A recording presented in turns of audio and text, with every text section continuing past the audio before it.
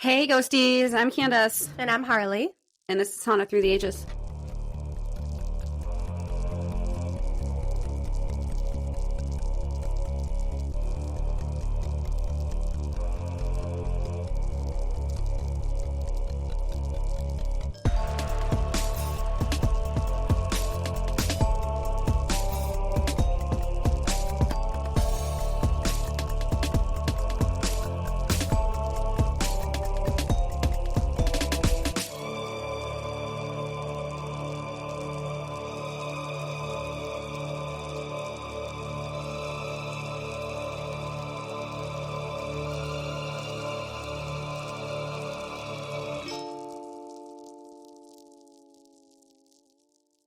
Welcome back.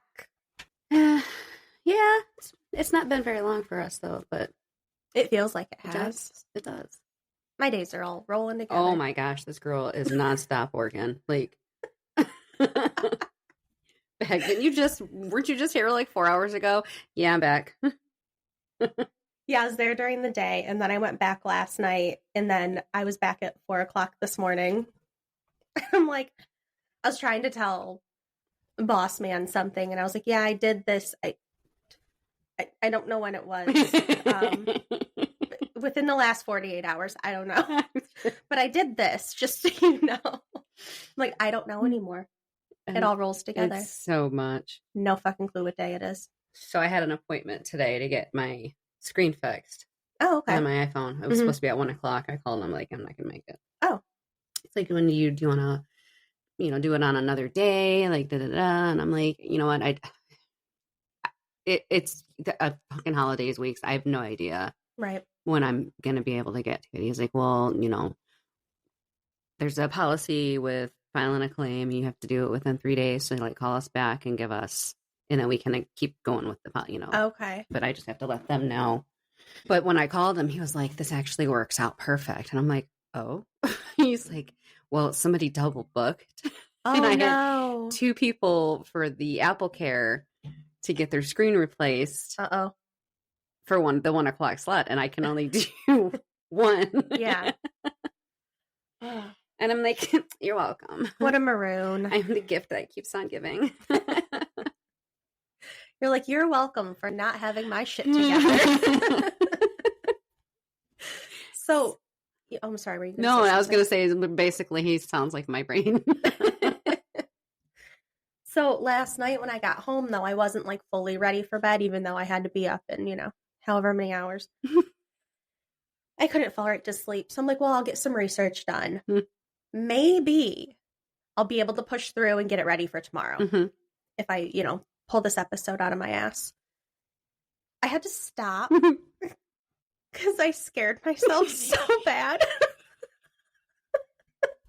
I'm like pre-laughing because I kind of know where this spiral is going. And then I couldn't sleep. Which is the other reason I'm tired. Because when I did have a chance to get a few hours of sleep, I couldn't sleep because I was afraid. And I don't sleep with the TV on or anything. I like it quiet, except like my fan, and I like it dark. Not last night. And even when I research, I really don't have the TV on much because I'm trying to focus on my notes and what I'm reading and processing everything. It's just distracting for me. Not last night. So I pulled out my phone and I just turned on an episode of Kill Tony on YouTube. And then it was time for bed. And I'm like, shit. Thank God they're long episodes. I'm going to keep this playing and hopefully I fall asleep before it's over. Shit. I just left it going. And I was afraid of like seeing something in my bedroom. So I literally, I'm so stupid. I laid on my back with like my comforter all the way up, and I make like a little half moon so it blocks everything around me. And I just but also you can breathe. There. Yeah. I just like laid still and listened to Charlie's little collar jingling. So I'm like, all right, well, she's not freaking out about anything. So there must not be anything here, but I'm not looking. Not looking.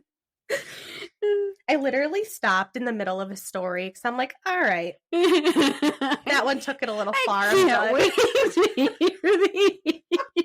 When you find out what it is, you're going to lose your fucking mind. It is really funny. I had a similar situation though. I didn't get scared or anything like that, but I was being an asshole, so I slept with the light on.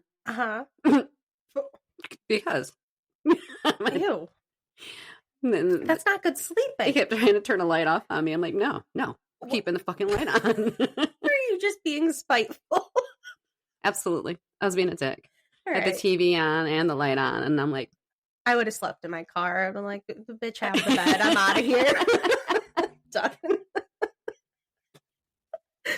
Eventually, he got up and moved to the couch, but you're like, in case you're not getting the hint. Like, can you turn the light off on your way out? Oh, that would have been so good. And my house has been silent today, so it happens. Shit happens. That's all right. Like it. Till I come in and I'm just like, hey, Weight Watchers meeting in here. Oh my God. Literally calls out my poor cat. It's like it. I get in. It looks like a fucking Weight Watchers meeting in here. Dang. We were just talking about Bob's weight yesterday at work too, because Greg was saying his cat weighs probably like a whole whopping 5 pounds. And I'm like, oh yeah, no. Because I saw this cat tree and it said not to exceed 9 pounds. I'm like, well, fuck it. I can't get one of those. That's useless in this house.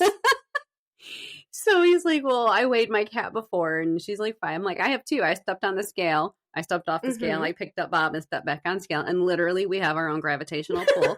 Like we are all of the tonnage. How much is he? 22. I was going to guess 20. Yeah. At least. 22. And okay. Now, I mean, I'd like to do that with Zara too, but Zara. Because she's pretty close. She's pretty close, but she's a lot heavier than like Bob's big, where Zara's got really short legs, but she's dense. Like she's say thick. Aww. She that thickens. She's a thick girl. But also, it was like when I walked in, almost all of them were sitting there in the living room just staring at me. And I'm just looking at like, welcome. You are all so chunky. And I really think it's just a mindset right now because I'm so used to Charlie being tiny. Even petting Sharon, I'm like, oh my gosh, you're huge. And she's really not. Like, she's way smaller than Kelly was. We got biggins, except for Anakin. Oh my gosh. It is a compliment. Believe me, I love a fat animal. Sweet Jesus. They're my favorite. He stays small so he's like a Tigger. Like he bounces from the ground to the ceiling. He's got springs in his feet. Well, he knows if they ever all have to escape something, he's at the front of the line. He knows that heat rises and he's going up where the heat is. Because he's little, he's got to stay warm. That is so funny.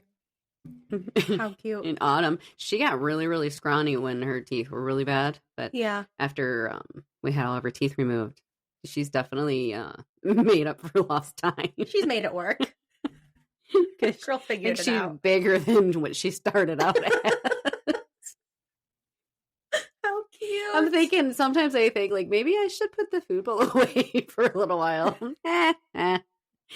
They free feed. I don't care. They would. They'd revolt. Like, they'd kill Anakin already gets mad when it's dinner time at night and he demands his wet food. He'll throw up. He'll just start throwing up. Wait, I'm getting it. Oh my gosh. Yeah. He's this isn't fast enough. And he'll just and it's just like all gross water or foam or whatever comes out of his stomach. I'm just like, dude, come on, give me 5 minutes. He's like, look, I'm not even throwing up food. I'm starving over here. Wasting away. Well, I think it's so much easier to free feed cats, though. Yeah. Our dogs, even growing up, our dogs, like I explained to people, it's like, if I want a snack, I get up and I walk to the refrigerator and I grab a snack. They can't if I hide their food from them. Like, they full-heartedly depend on me for everything at that point. Like, yeah. I like to give them some type of independence. My first dog growing up, he was free-fed. He was really good about it, though. But then our next dog after that, there's no fucking way. No. So since then, the dogs after that get, their meal times, twice a day, breakfast and dinner.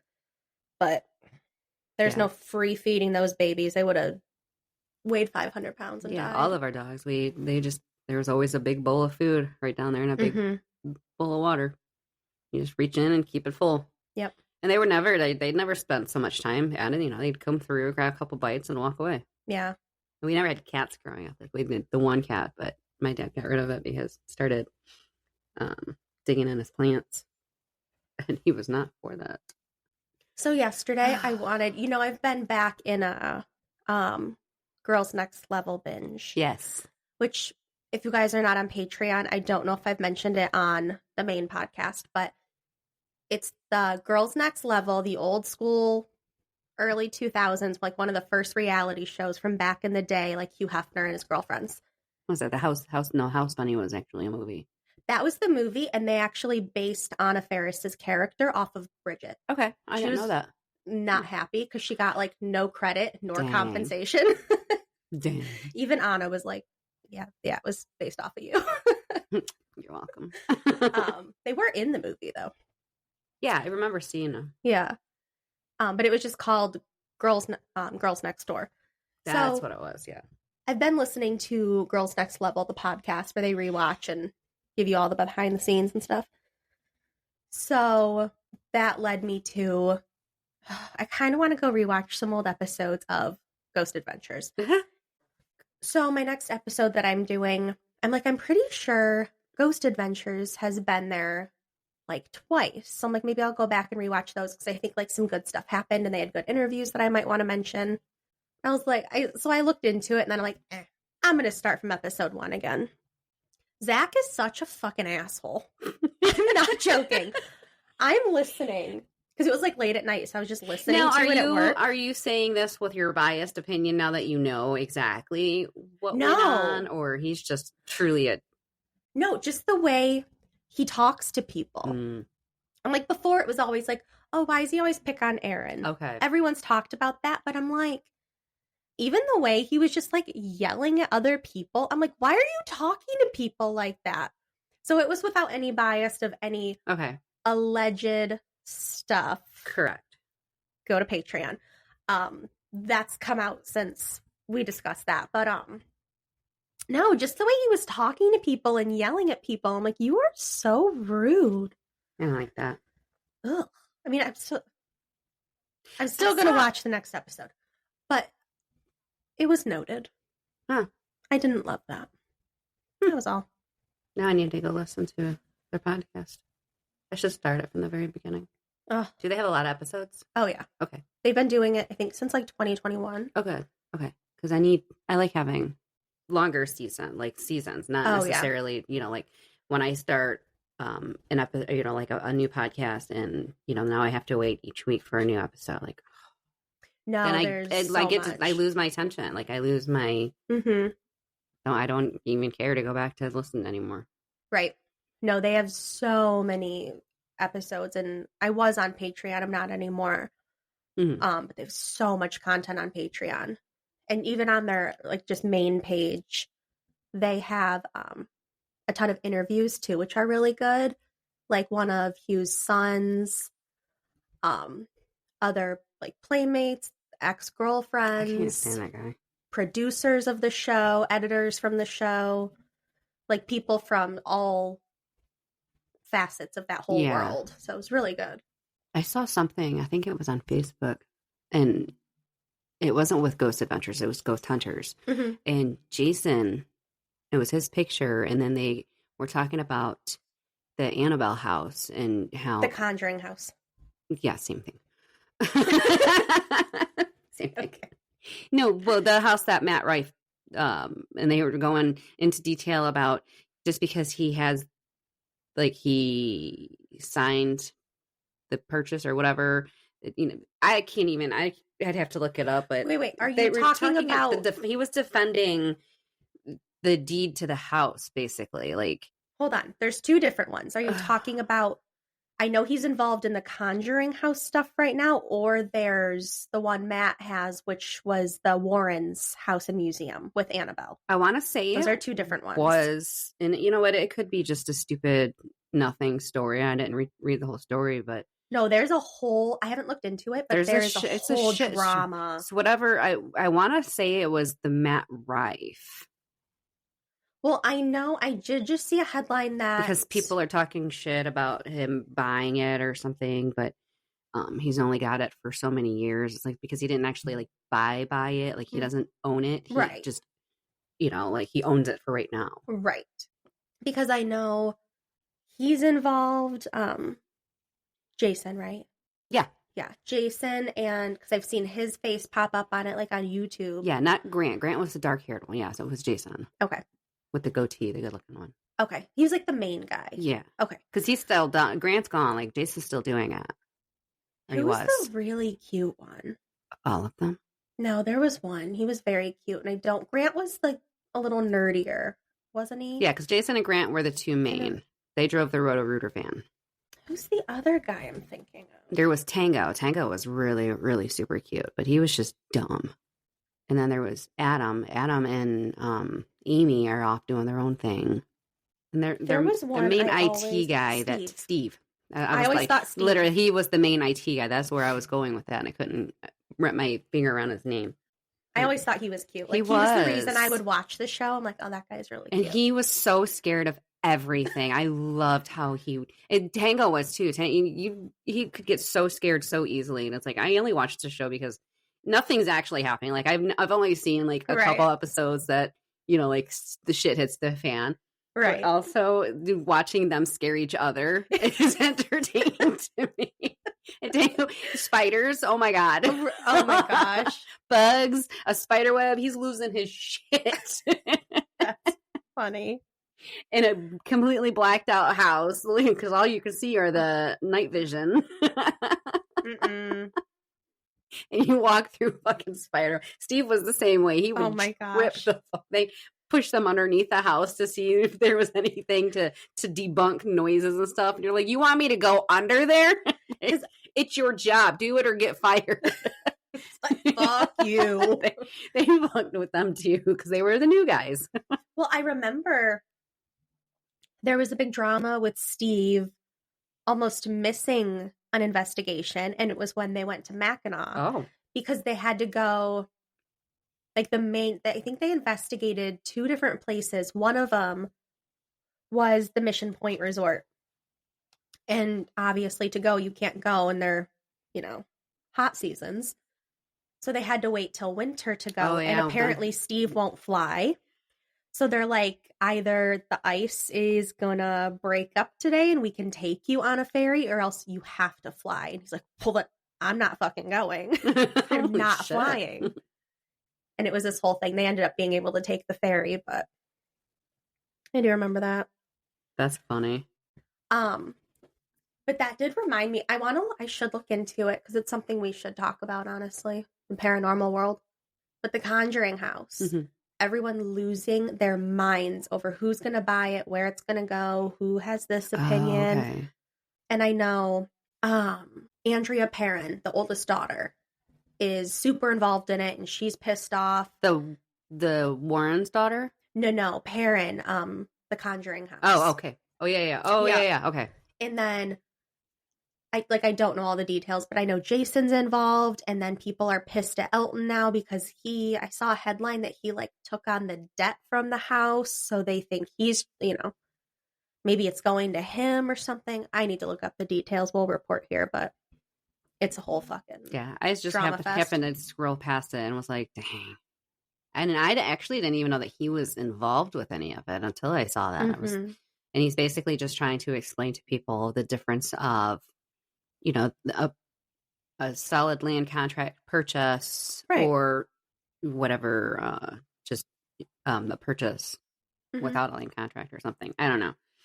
But they were confusing me with all of the big words. So are people up in arms right now because they think that Matt and Elton own all of that stuff now? And the people that the celebrities that are claiming to own it, shouldn't. It should go to the families or something like that. They don't have a right to just outright buy a house. Sorry, we saw a shadow. Must have been your arm. Don't. No, it literally out of the corner of my eye. Oh, God. Don't say Calm that. down. That's why I couldn't sleep last night. I think it was from your arm, though. Do you see it now? Maybe this moved. Anyway, it's nothing. Guys, I couldn't sleep last night because there was going to be shadow people in my bedroom. Oh, no, we don't like the shadow people anyway.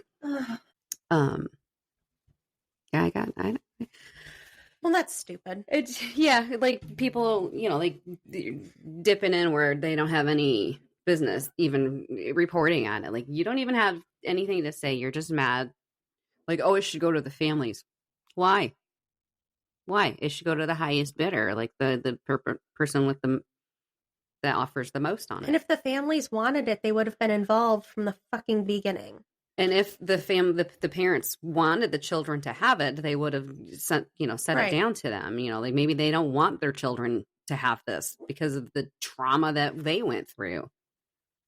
Why do people not have enough going on in their own lives that upsets them? And and it's probably just, the internet trolls that feel like, they have the last say and something that don't have anything to do with them. Mm-hmm. Like, you don't even live in the same state. Shut up. You want to buy it? Want to throw your hat in the bucket? Whatever it is? Yeah. Try it. Go ahead. Put your hat in that bucket. What phrase am I trying to say? Throw your name in the hat. Yeah, that one. That one. There's something about a hat. I know that.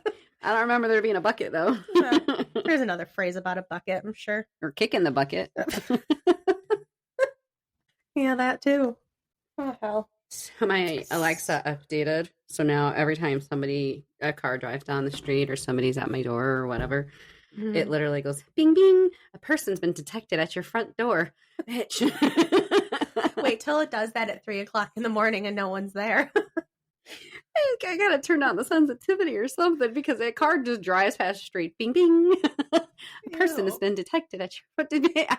How do you shut up? I don't like that. It needs to be bedtime. Like, no, people are sleeping. It's like this, I see this TikTok and everybody keeps telling me it's AI. Even my brother-in-law's like, that's AI, blah, blah. I'm like, you know what? I don't care. It's still cute, but it's a stupid bird that screams at Alexa to play music at 3 a.m. and then the dad comes out yelling at the bird. Oh my gosh. Like, I need an animal that can talk to Alexa. I tried to get the grandbabies too, but they're like, yeah, maybe you're weird. They're like, no, that's scary. I'm not talking to your devices. Like, what's next? We're just going to holler at the TV. Eventually, it'll happen. So what do you have for us today? I'm filling back up. Like, so we know that the anniversary of the sinking of the Edmund Fitzgerald, the 50th anniversary, was last week before. Mm-hmm. November 9th. Ow. 10th. Every damn time. There's a table there. So I'm just going to pay homage to the ship and read its fateful journey and how it ends. Also, I have, I looked up on Reddit a couple possibilities of hauntings from it. So the worst kind. I did find some of those, which were really weird. Personal stories. Okay. That was like recent. So, and then we'll touch on the song that was. Did you know there was a song made for it by Gordon Lightfoot? The Edmund Fitzgerald. That was a great song. That was a song because in Michigan, at least in our district, the 4th grade was like your Michigan year where you learned about like all the Michigan history and you go to Mackinac and do all the stuff. And I know there were multiple songs that we learned that year, and I feel like that sounds familiar. Yeah. Well, we'll see. You might know it. So, this story, this is from a man named Sean Lay. He's a development officer, and he wrote The Fateful Journey. The final voyage of the Edmund Fitzgerald began November 9th, 1975, at the Burlington Northern Railroad Dock Number 1, Superior, Wisconsin. Captain Ernest M. McSorley had loaded her with 26,116 long tons of taconite pellets made of processed iron ore, heated and rolled into marble-sized balls. Departing Superior about 2:30 p.m., she was soon joined by the Arthur M. Anderson, which had departed Two Harbors, Minnesota, under Captain Bernie Cooper. The two ships were in radio contact. The Fitzgerald, being the faster, took the lead, with the distance between the vessels ranging from 10 to 15 miles. Aware of a building November storm entering the Great Lakes from the Great Plains, Captain McSorley and Captain Cooper agreed to take the northerly course across Lake Superior, where they would be protected by highlands on the Canadian shore. This took them between Isle Royale and the Keweenaw Peninsula. I have to be honest about something. When you said 1975, I could not believe it. I thought this was like an 1800s thing. And I know we fucking learned about the Edmund Fitzgerald. No, I was alive. No, I wasn't. I was born in 77, so. I don't know why. Yeah, it was the year my sister was born. Because, like, we've talked about before. Like, we've learned about it in school. Yeah. We've been on the glass bottom boat tours. We've been to the shipwreck museums.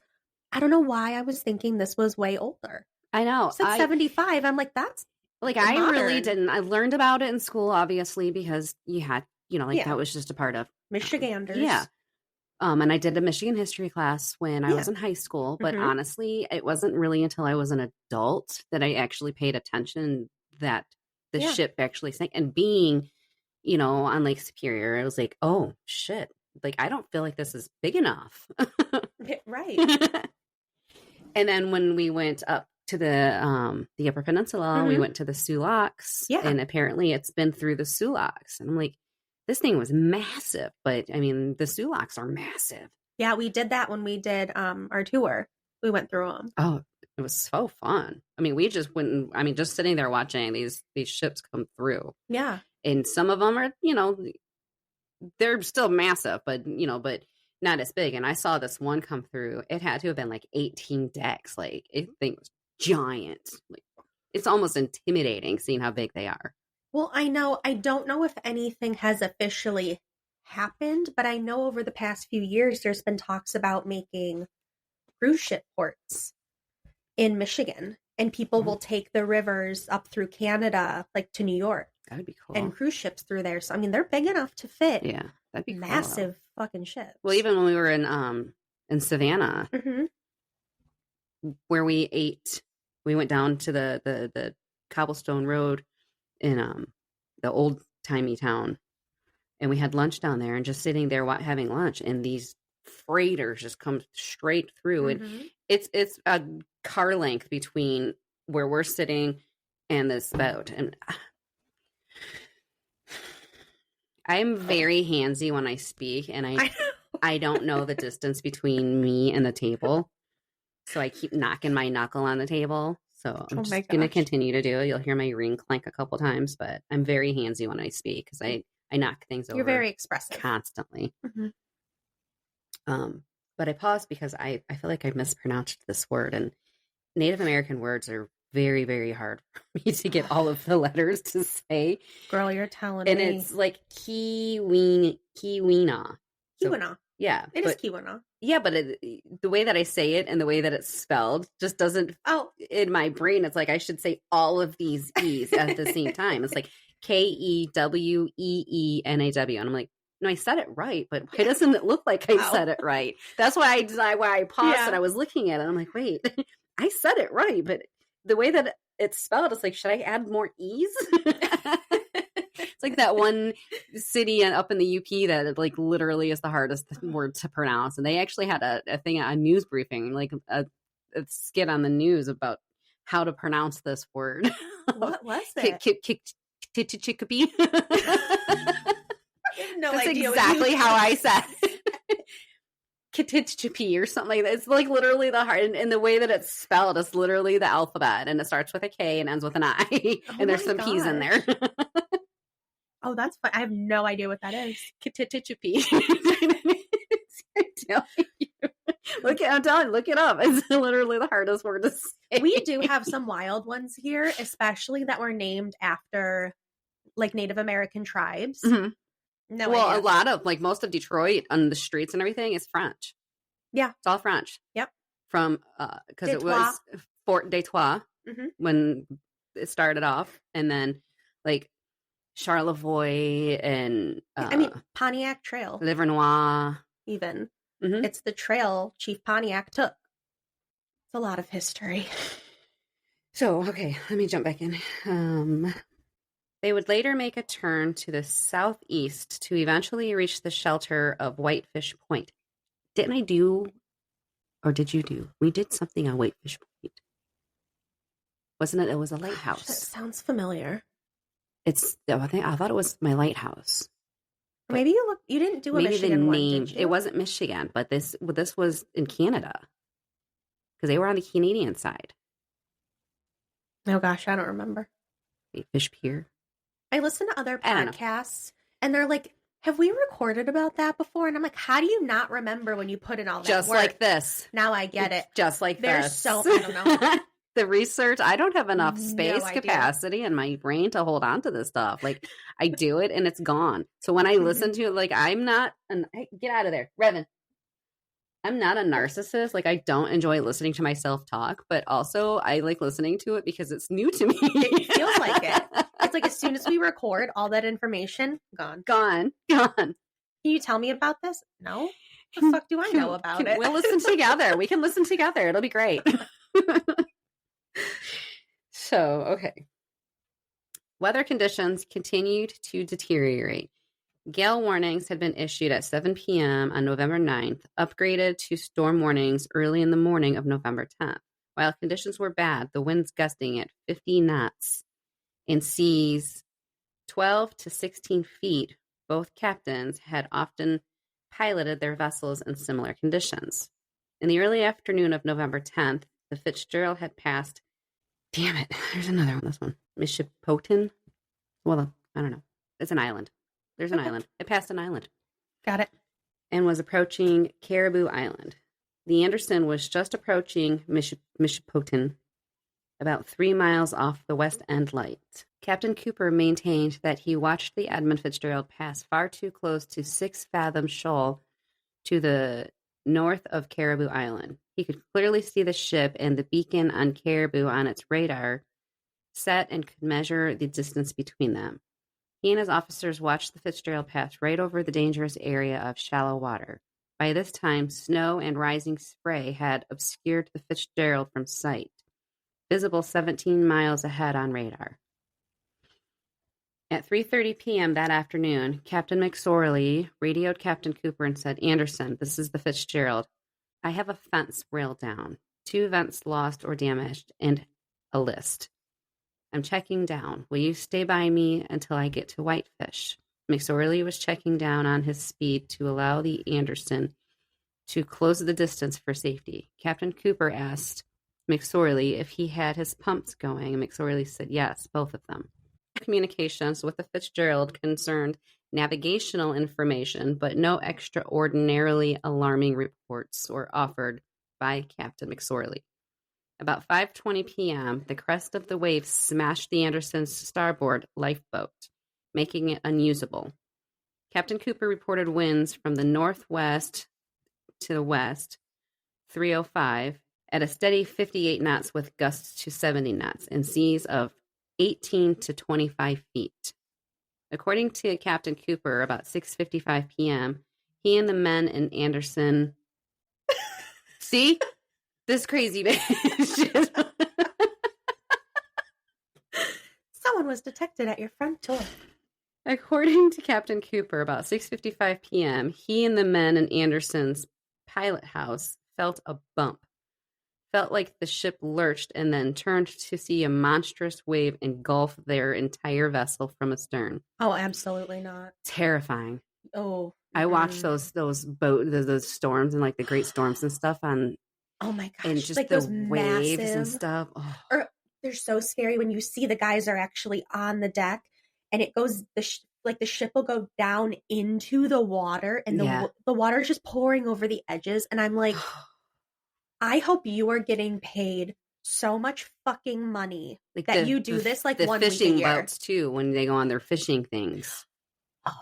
Oh my god, terrifying. I remember we used to have what was the one show? There was a movie in Alaska.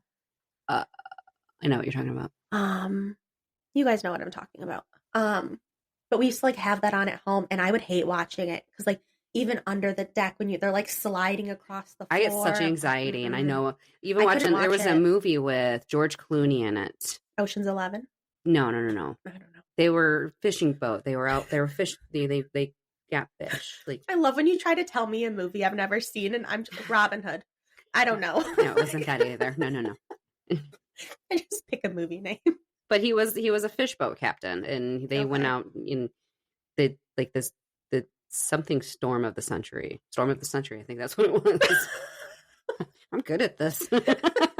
We're on a roll today, guys. This is great. Okay. This is great content.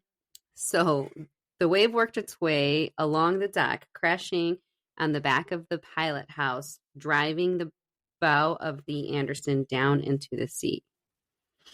Then the Anderson just raised up and shook herself off. If I eat, then I get super flummy. Her stomach is so I don't morning eat, and if I eat before I talk, then I'll be clearing my throat constantly. So I just wait. Is that why you paused the first time and then you had to do it again? I thought you screwed something up, and I was like, that sounded okay. Why is she stopping? Because that was the way I felt it building up in there. Just gonna let that pass. It's fine. Then the Anderson just raced up and shook herself off, and all the water, baroof, just like a big dog. Another wave just like the first one, or bigger, hit us again. I watched those two waves head down the lake towards the Fitzgerald, and I think those were the two that sent her under. So Morgan Clark, first mate of the Anderson, kept watching the Fitzgerald on the radar, set to calculate her distance from some of the other vessels near Whitefish Point. He kept losing sight of the Fitzgerald on the radar from sea return, meaning that the seas were so high they interfered with the radar reflection. First mate Clark spoke to Fitzgerald one last time at about 7:15 p.m. And they said, and I don't know if it, I'm sure it touches on it, but I didn't know that our Great Lakes could have storms, the 60-foot waves, and it was hurricane type. It was a hurricane type storm, is what they said. So basically, it was a hurricane on our Great Lakes, and the waves were hitting at the highest 60 feet in the air. Do they know? I'm not a meteorologist over here, so I might sound like an idiot, but do they know, or do you know why that happens there? Just be the way where the location is, because of all of it's, between Wisconsin, Canada, and Michigan. Like, it's just that clusterfuck of wind energy there. Because I know over here, like especially cities like Grand Rapids, like they get the lake effect snow from Lake Michigan coming over. Mm-hmm. But up there, it's like, is it just the wind causing this? Yeah, because it's basically, they're kind of just locked in this giant cyclone of. Obviously it's huge distance apart, but this is you're getting the wind from here is coming in, and then the wind from here is coming in, and it's just. I picture like a Venn diagram crashing together, and the lake's like the center part, just getting it from everywhere. Mm-hmm. But that's the only time I've ever. I'm sure that, because again, I don't keep track of the weather on Lake Superior at all, because where am I? Weird. Yeah. But so it's like, was this the only time that this storm was that bad ever? I don't know. Right. Like, I'd be curious to know. Yeah. First mate Clark spoke to Fitzgerald one last time at about 7:10 p.m. Fitzgerald, this is Anderson. Have you checked down? Yes, we have. Fitzgerald, we're about 10 miles behind you and gaining about 1.5 miles per hour. Fitzgerald, there is a target 19 miles ahead of us. So the target would be 9 miles on ahead of you. Well, answered McSorley. Am I going to clear? Yes, he is going to pass to the west of you. Well, fine. By the way, Fitzgerald, how are you making out with your problems? Asked Clark. We are holding our own. Okay, fine. I'll be talking to you later. Clark signed off. The radar signal, or the PIP of the Fitzgerald, kept getting obscured by the sea return. At around 7:15 p.m., the PIP was lost again, but this time did not reappear. Clark called the Fitzgerald again at about 7:22 p.m. There was no answer. Captain Cooper contacted the other ships in the area by radio, asking if anyone had seen or heard from the Fitzgerald. The weather had cleared dramatically. His written report states, at this time, I became very concerned about the Fitzgerald. Couldn't see his lights when we should have. Then I called the William Clay Ford to ask if my phone was putting out a good signal, and also if perhaps the Fitzgerald had rounded the point and was in shelter. After a negative report, I called the Sioux Coast Guard because I was sure something had happened to the Fitzgerald. The Coast Guard were at this time trying to locate a 16-foot boat that was overdue. Oh, that's a baby boat to be out there. Yeah. That's scary. Even 16 feet is still, in my brain is huge, but compared to these, it's nothing. Oh my gosh. I wonder what happened to that one. With mounting apprehension, Captain Cooper called the Coast Guard once again at about 8 p.m. and firmly expressed his concern for the welfare of the Fitzgerald. The Coast Guard then initiated its search for the missing ship. By that time, the Anderson had reached the safety of Whitefish Bay to the relief of all aboard, but the Coast Guard called Captain Cooper back at 9 p.m. Anderson, this is Group Sioux. What is your present position? We're down here about 2 miles off Parisian Island right now. With the wind is northwest 40 to 45 miles here in the bay. Is it calming down at you at all? Is it calming down at all, do you think? In the bay it is, but I heard a couple of the salties talking up, and they wish they hadn't gone out. Do you think there's any possibility, and you could come about and go back there and do any searching? God, I don't know. That sea out there is tremendously large. If you want me to, I can, but I'm not going to be making any time. I'll be lucky to make 2 or 3 miles an hour going back out that way. Translation. Fuck no, I'm not going. But I'm going to pretend like I'm a nice person. You want to, but listen, it's going to take forever. So don't send me, wink, wink. That's funny. Well, you'll have to make a decision as to whether you'll be hazarding your vessel or not. But you're probably one of the only vessels right now that can get into the scene. We're going to try and contact those saltwater vessels and see if they can't possibly come about and possibly come back also. Things look pretty bad right now. It looks like she may have split apart, and that seems like the Morale did a few years back. Well, that's what I've been thinking. But we're talking to him about 7, and he said everything was fine. He said that he was going along like an old shoe. No problems at all. Well, again, do you think you could come out and go back and have a look in the area? Uh-oh, he didn't get the hint the first time. Well, I'll go back and take a look, but God, I'm afraid I'm going to take the hell of a beating out there. I'll turn around and give her a whirl, but God, I don't know. I'll give it a try. This guy is like, fuck. I'd love to hear a conversation with his wife when she wants him to like go mow the grass today. Well, it's pretty hot out there, but I guess I could take some water with me. I love this guy. It's like you trying to talk to Eeyore, like what? Exactly. I guess I can go and do it. Put my life in danger here, but it is my job. The dude follows up with, that would be good. No, why are we laughing? This is so sad. I'm so tired. Oh my gosh. Do you realize what the conditions are out there? He's still trying to talk his way out. No reply from the Coast Guard.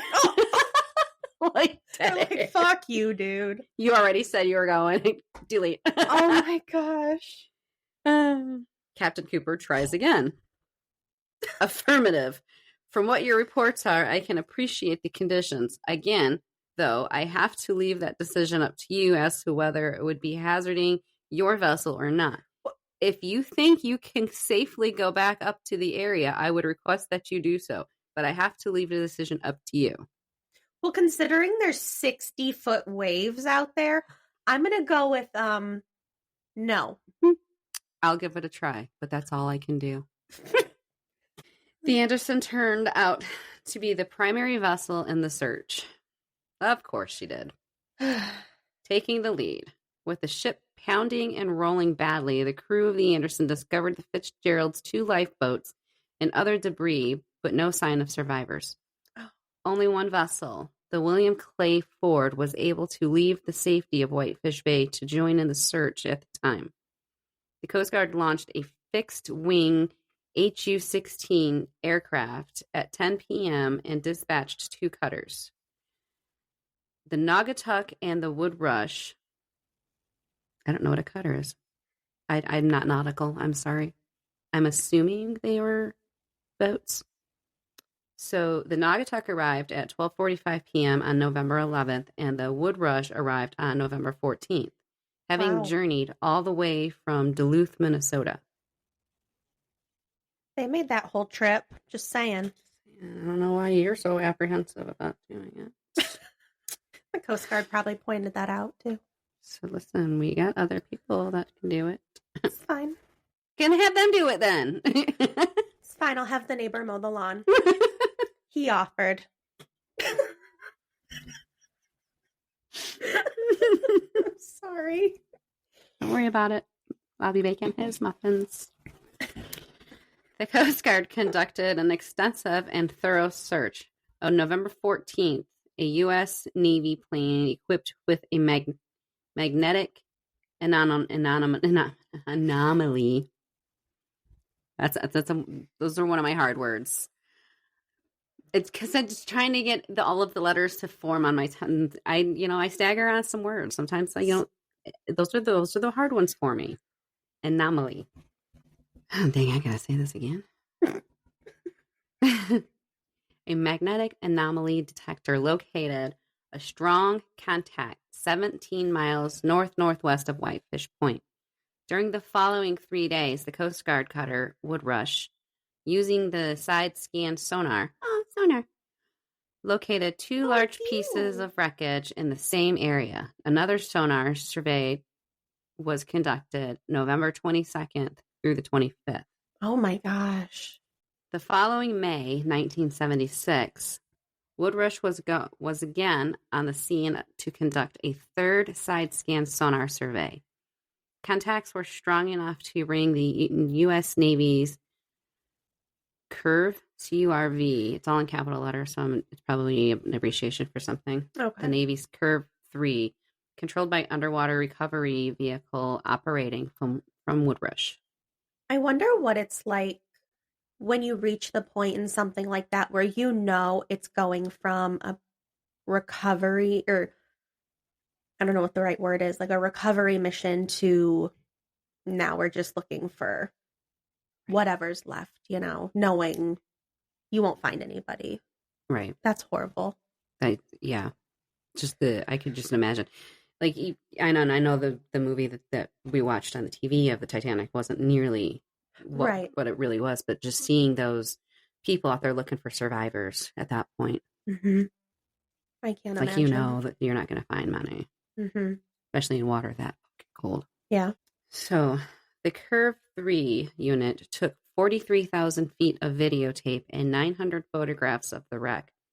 On May 20th, 1976, the words Edmund Fitzgerald were clearly seen on the stern, upside down, 535 feet below the surface of the lake. Oh. Do you know how deep it is? Superior? 535 feet. Oh, wait, that'd be the floor. See how smart I am, guys? I'm so stupid. See I right meant, there? like, how deep does it get? But I'm sure in some points it's deeper. That would be the bottom of the floor. I should have worded that better. I'm not as stupid as I sound. You guys see, I'm like a fucking genius over here. The way I didn't even crack a smile. Like, I answered her like a mom. You asshole. The way you looked at your iPad, I thought you're like, oh, she's going to read it next. And then you just reread it. I'm like, oh, yeah, I'm the dumb one. No, fuck you. I'm Googling it. It made me snort. Can I just say, you picked a very sad topic this week for me to be in this kind of Correct. That place. is correct. That is correct. But all right, well, you know what? in that defense, this topic was supposed to have been the last week's one. That is true. You can kindly fuck off. So, I'd just like to point out that according to Google, the deepest part of Lake Superior is 1,333 feet, about 406 meters. And that is near Pictured Rocks. Which I believe there's another sunken ship. Because when we did the Pictured Rock tour, they were talking about a ship being... It says this spot is deeper than the Empire State Building is tall. Wow. Mm-hmm. Well, I won't be making it to the bottom. You're like, sure. It's 535 feet. That says right there. That's so... I don't fucking know. I'm assuming that's it because it ain't getting any lower on that point. I'm like, isn't it floating somewhere in the middle? What do you mean? It's just like it's a baby. The fact that it actually took me a second to process that is so embarrassing. You're welcome. Oh my God. People are never coming back here. It's just so dumb. Wait till Doug hears this. Honestly, you made me look so smart right there, so thank you. When Doug gets a hold of this, I will never hear the end. I'll be like, I told you were a blonde. Listen, see that, Dougie? I am absolutely the smartest one. She is. So, I'm almost born. On April 15th, 1977. Ooh. See, I'm almost born. Almost. The U.S. Coast Guard released its official report. 2 years later, it's going to give its official report. Oh my gosh. Of subject SS Edmund Fitzgerald, official number 277437, sinking in Lake Superior on November 10th, 1975, with loss of life. I'd say. That's it, huh? Oh, okay. While the Coast Guard said the cause of the sinking could not be conclusively determined, it maintained that the most probable cause of the sinking of the SS Edmund Fitzgerald was the loss of buoyancy and stability resulting from massive flooding of the cargo hold. Duh. But also, they did hit something, which could have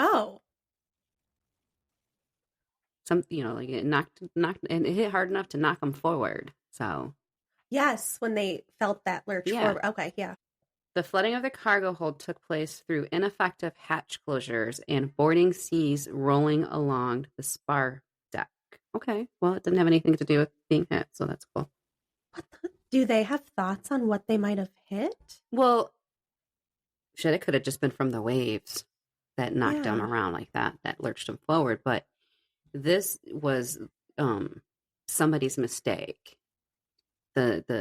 The flooding of the cargo hold that took place, ineffective hatch closures. Oh. So this was somebody's, whoops. So water was able to get inside rather than the waves. And then with the pressure from the waves and just the way that the ship is being knocked around could have, obviously was not helping the situation. Especially once it has that weight of the water in it, like they're screwed. Oh, yeah. Oh my gosh. However, the Lake Carriers Association vigorously disagreed with the Coast Guard's suggestion that the lack of attention to Properly closing the hatch covers by the crew was responsible for the disaster. They issued a letter to the National Transportation Safety Board in September 1977. The Lake Carriers Association was inclined to accept that Fitzgerald passed over the 6-fathom shoal area as reported by Captain Cooper. Later in a videotape conversation with GLSHS, Captain Cooper said that he always believed McSorley knew something serious had happened to Fitzgerald as the ship passed over Caribou Shoal. Cooper believes that from that point, McSorley knew he was sinking. Conflicting theories about the cause of the tragedy remain active today. GLSHS, 3 expeditions to the wreck revealed that it is likely she submarined, bow first into the enormous sea, as damage forward indicative of a powerful, quick force to the superstructure. But what caused the ship to take on water enough to lose buoyancy and dive to the bottom so quickly without a single cry for help cannot be determined.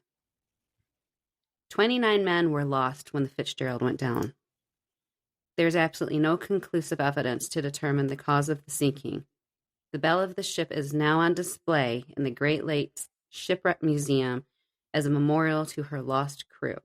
So, the legacy, the sinking remains the largest modern maritime disaster on the Great Lakes. The story is immortalized in Gordon Lightfoot's ballad, The Wreck of the Edmund Fitzgerald. An annual ceremony at Mariners Church in Detroit rings a bell 29 times to honor the 29 crew members lost. Oh, that's so nice. That's sweet. Because they feel like they should just be resting in peace, and they're buried in the water. Which apparently the water doesn't get warm enough to decompose bodies. Yeah, we talked about that and how horrifying that is. Yeah. So they're just kind of trapped, just like the one in Hawaii, the ship, is it Hawaii? From Pearl Harbor. Oh, yeah. That's literally an underground casket, basically. Oh. For all of the people that are still in there. God bless the them. memorial. Oh, thank you. Yep. I wanted to see where it was. And the museum where the bell is at is in Whitefish Point. Canada.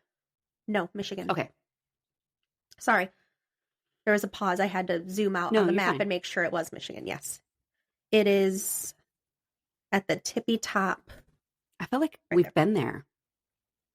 We've been there. I'm pretty sure. I think we were there with my sister when we were doing the All UP tour.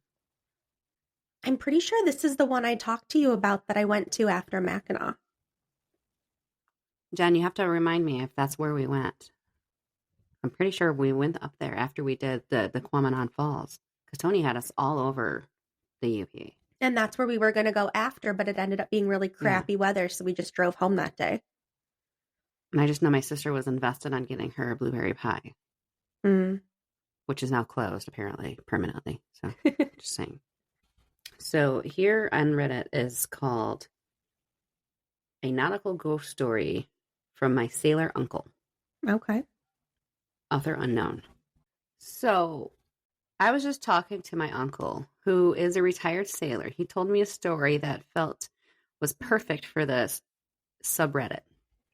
My uncle used to work on board the Great Lakes freighter, the SS Arthur McAnderson, like I'm fucking McDonald's. Arthur M. Anderson. And they would haul iron ore and limestone across the Great Lakes. One day around 7 p.m. in November 2007, they were crossing Lake Superior on their way to Cleveland, Ohio, when they started receiving distress calls on their radio from an unknown vessel, claiming to be the SS Edmund Fitzgerald. I just got goosebumps. The SS Edmund Fitzgerald famously sank in 1975, taking all 29 crewmen with it. Well, he said, at first they all thought it was some kind of distasteful prank until they checked the radar and found that there were no ships around for at least 70 nautical miles and the range on the radios are only 60 nautical miles. He said that the voice they heard from the radio described a heavy storm and high winds, and that they were having a hard time holding their own. My uncle said you could hear true fear in the man's voice from over the radio. But the thing is there was no storm at all. In fact, the water was calm and the night was clear. At around 8 p.m., my uncle described the distress calls on the radio came to an abrupt stop, leaving the whole room in a terrifying silence. The radio stayed quiet for the rest of the night.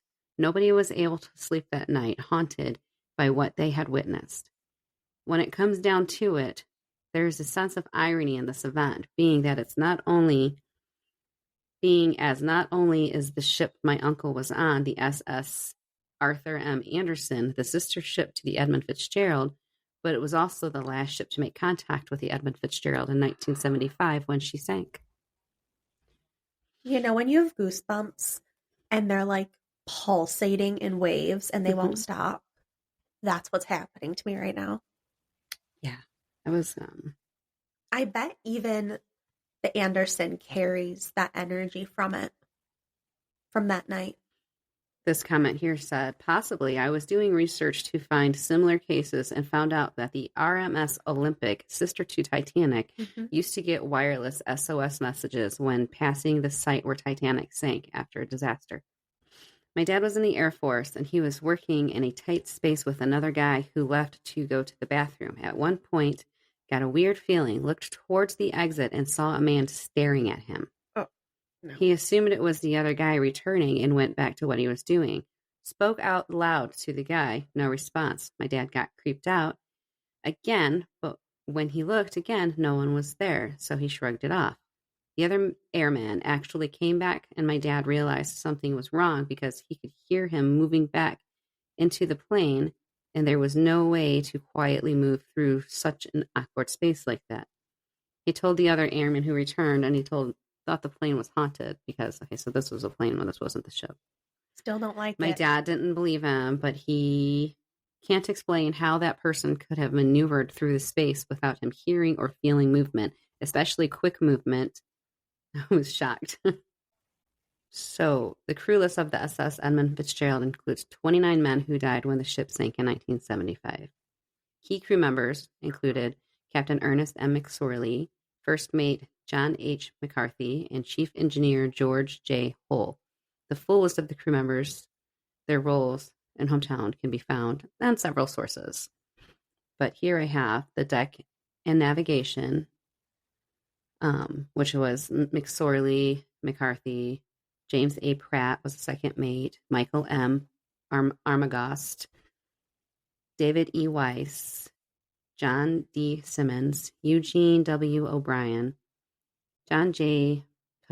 Pavich, Paul M. Ripa, Mark A. Thomas, Bruce L. Hudson. Engineering was George J. Hall, Edward F. Binden, Thomas E. Edwards, Russell G. Haskell, Oliver J. Campow, Ralph G. Walton, Blaine H. Wilm, Thomas D. Benson, Gordon F. McAllen. The maintenance was Thomas D. Borgson, Joseph W. Mazes, Robert C. Rafferty, Alan G. Kalman, Frederick J. Beecher, Nolan S. Church, and then the Watchmen, which had the worst fucking job ever. Ransom C. Kandis, Carl A. Peckle, William J. Spengler. Rest in peace. Rest in peace. And then the song from Gordon Lightfoot, The Wreck of the Edmund Fitzgerald by Gordon Lightfoot, is associated with a real-life event. Even fewer people really know where he first got the idea to write the song, The Wreck of the Edmund Fitzgerald. When Gordon Lightfoot first heard, I've listened to the song growing up my entire life. It came out in 1976. Really? Yeah, when he first heard about the wreck, he did so through a news article in Newsweek. And as a commemoration to the wreck and to the men, Lightfoot composed a song. The song was released in 1976 and became a top 10 hit. Gordon Lightfoot usually was very protective of this song and wishes of the family members and was against exploiting the victims or their family members. He appeared at several 25th anniversary memorial services in support of the families and is in personal contact with many of them. Family members interviewed on this website agreed that Lightfoot is a good guy, a genuine man, and even blessed. That's so nice. Yeah. And here's some of the lyrics. I won't read the whole song because it's a long time. It's a long song. But it's beautiful. I love listening to it. So if you get a chance. Yeah, definitely. So it starts with, the legend lives on from Chippewa on down to the big lake they call Gitchigumi. The lake, it is said, never gives up her dead when the skies of November turn gloomy. With a load of iron ore 26,000 tons more than the Edmund Fitzgerald weighed empty. That good ship and true was a bone to be chewed when the gales of November came early. The ship was the pride of American side, coming back from some mill in Wisconsin. As the big freighters go, it was bigger than most, with a crew and a good captain well seasoned. Concluding some terms with a couple of steel firms when they left fully loaded for Cleveland, and later that night, when the ship's bell rang, could it be north wind they'd be feeling? So, I'll send you the song and you can link it. Yeah, we'll definitely link it below. Can get to listen to it because it really, really is a beautiful song. And I mean, I love Gordon Lightfoot too. He's like folk. It's like folky. You know, he's got that just that calm voice that, you know, it's like listening to Barry Manilow sing, like just calming. How sad. Yeah. I was still blown away that it was only in 1975. Mm-hmm. I'm like, oh, that's one of those old ships from like the 1870s. Forever or ago, right? Know? And then, you know, when I heard it on the news that it was the 50th anniversary, I'm like, 50th anniversary? This thing's been gone forever. Right. Like, there's got to be other ones I'm thinking of that are like 200 years old. Oh, well, I'm sure there's tons. Again, like the one that is in Pictured Rocks. Who knows how long that sank? I mean, I'm sure the person told us, and Matt was fascinated with it. So every time we passed the area that because they have like this, like a buoy type thing that sits right where the ship sank, and so every time we would go around it, I'm looking down like I can actually see, 8,000 feet under the water. It's 1,300, by the way. I can't believe how stupid I was that today, was guys. So fun. I apologize. I'm having a day. So I just wanted to do this episode in the raw of the way that it was written, so we can pay homage to our 50th anniversary of the sinking of Edmund Fitzgerald. That was a great idea. That was very nice of you. Yeah. I don't know. I feel a little bit more of a connection to it because, I was just born. You're like, I was relevant. I mean, not really. My sister was more relevant than me. She was July 75. I didn't show up until May 77. But looking up the ships that have sank on the Great Lakes, the only one I recognize besides the Edmund Fitzgerald is the Griffin. That was the first European vessel to sail the Great Lakes. It vanished in 1679 and is considered the first shipwreck on the lakes. From the gale force winds? There are other ones. Look at my baby. Yeah, that's actually the most recent one, was 75. Shit. Yeah, the other ones, this is probably why I was thinking that, are from 1800, yeah. 1958, 1860. Yeah, probably because, and then it was, it's the 50th anniversary, but every year around the same time, I always post on my Facebook that Gordon Lightfoot song. Oh, do you? Yeah, 1780. The one that sank in 1780 was just discovered in 2008. Shit. That's crazy. I'd like to learn more about this now. Look at you. I sent her on a quest. Yeah. I feel like every time you do something, I'm like, I want to know more. I have questions. Yeah. I had one answer.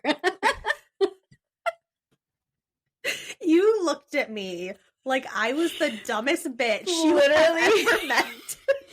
Like, I had hesitated for a second because I was actually about to grab my glasses and pull them down and just look over the top of my glasses at you, like, literally just at 550. You know what's really sad, though? Had you not said it, I would have been like, what? Did I miss you saying it? Just continue reading and pay no mind that you actually questioned. I wonder how deep it is there. 550 feet. That's not what I meant. That was so funny.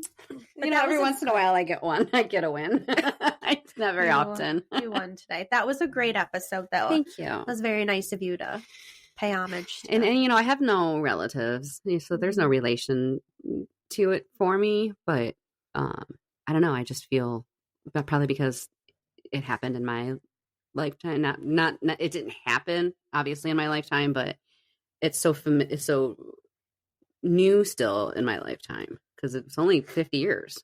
Right. And it's something we all learned about growing up. Right. Like that's why when you first still so fresh, but also it just felt so far away too. Like, really? Only 50 years?